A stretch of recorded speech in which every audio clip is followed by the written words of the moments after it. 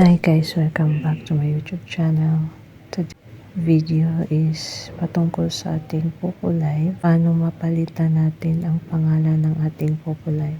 So punta na tayo sa ating Popo and then dito tayo sa ating profile. Tapos click natin yung may pangalan. And then pagkatapos niyan may makikita kayong sa gilid na may lapis.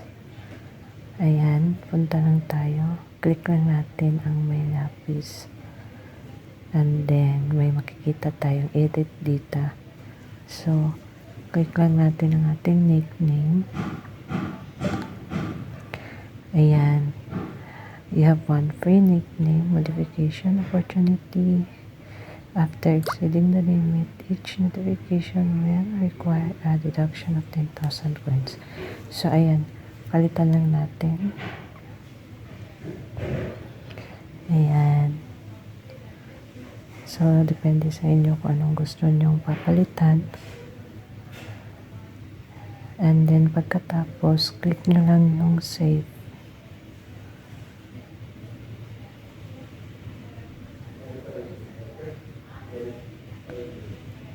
Yan.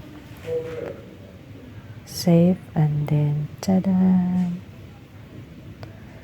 Yan na, napalitan ng ating Popo name. So, thank you for watching and don't forget to subscribe. See you in my next vlog.